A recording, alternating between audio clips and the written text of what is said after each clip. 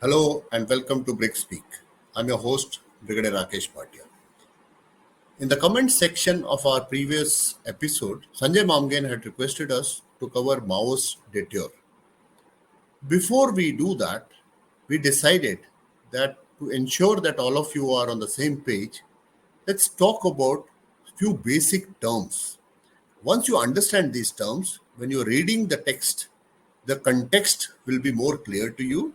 And this will, in addition to the military history exam, will also help you prepare better for your current affairs examination. In today's episode, we will talk about ideologies. We will give you explanations of ideologies. Primarily, we'll be talking about three ideologies, that is communism, socialism, and capitalism. Now, before we start explaining the three terms, let's know what does ideology mean. Ideology is combination of two words, that is idea and logy. Idea is a Greek word and logy means study. So, ideology means study of ideas, which in turn provides a framework to understand the world, also shape individual perspective, and hence guide collective behavior. When we talk about ideology, it is generally a word which has a suffix ism. Any word that has a suffix ism means doctrine or faith. To name few ideologies, liberalism, conservatism, socialism, communism, and even nationalism is an ideology. Now, why communist ideology was developed? It was in the late 18th, early 19th century that there were a lot of changes that were taking place in Europe and North America.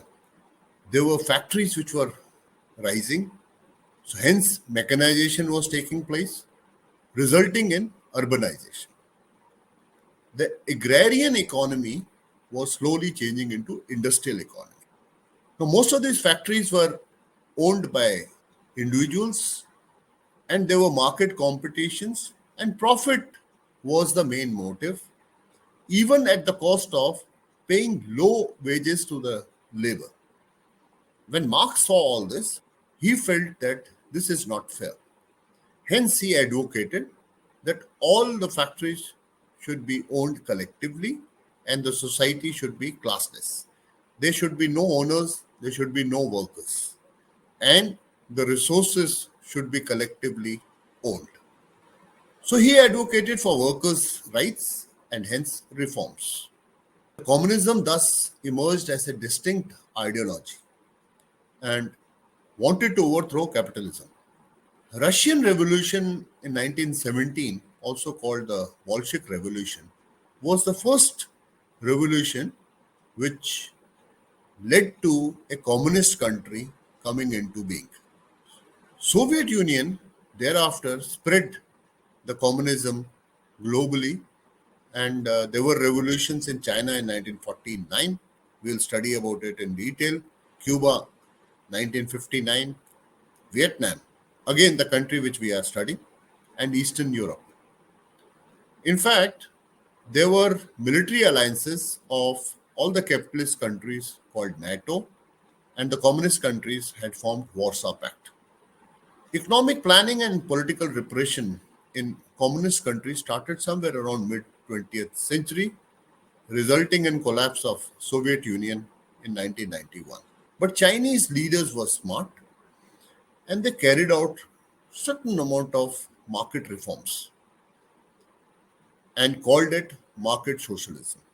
When we study the life history of Deng during the course of this study, we'll talk about Deng's achievement in this regard. As I said, industrialization led to exploitation of raw material all over the world. So European countries where the industrialization had taken place, especially England, France, they all started going out to other countries looking for raw material as well as markets. Similarly, Japan in Asia was also an imperialist country looking for resources and winning over countries for the purpose. In the initial period, the imperialist countries were just taking the raw material away, but after some time, they decided to colonize these countries. India was a victim when the England colonized us. Similarly, China was exploited by both England as well as Japan, and Vietnam, Cambodia, they were French colonies.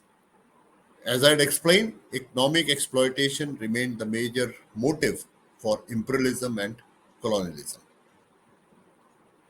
Seeing all this thing, Karl Marx analyzed the capitalism and highlighted that exploitation and profiting from workers' labor is not acceptable. He said that capitalism leads to inequality and exploitation. And it was capitalism which led to imperialism and colonialism. Now, communists, on the other hand, they were aiming to create a classless society by eliminating the exploitation inherent in capitalist and imperialist system. The countries which had overthrown the European powers were the prime target of the communist countries like the Soviet Union as well as China to lure them into communism. Now, very briefly, let's once again recapitulate. Communism is a socio-economic and political ideology. It encompasses the social life, the economic life, as well as the political life, and advocates for classless and stateless society.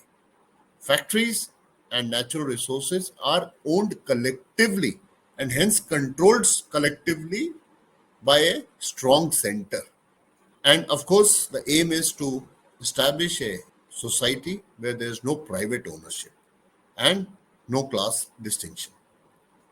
Socialism, on the other hand, is a very subtle difference. Socialism permits you to have some of these resources owned by private players, but essentials will be owned by the government.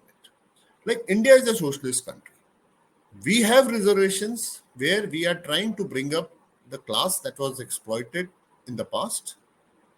We also have ownership of essential sectors like healthcare, education, and certain other utilities. But at the same time, we are also permitting private ownership into a lot of other fields. In fact, after 1991, when the economy has opened up, there are a lot of private players in sectors which were earlier closed for private ownership. The recent example is Tata and Kalyani Steel into defense sector. They have moved into it in a big way.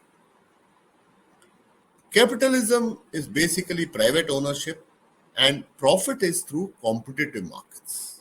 Distribution of goods and services, unlike in the communism, is as per the requirement of the locals and dictated by the government. In capitalism, it is purely based on supply and demand in the market. So it is a free market, private ownership is encouraged, and profits are typically driven by market forces in capitalism.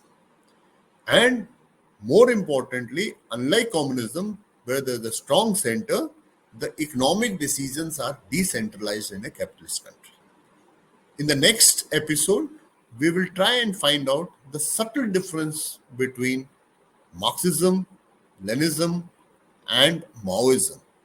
Now, these are the modification of original communist ideas which Karl Marx had put across, was tweaked by Lenin, and further changed by Mao to fit into the local situations.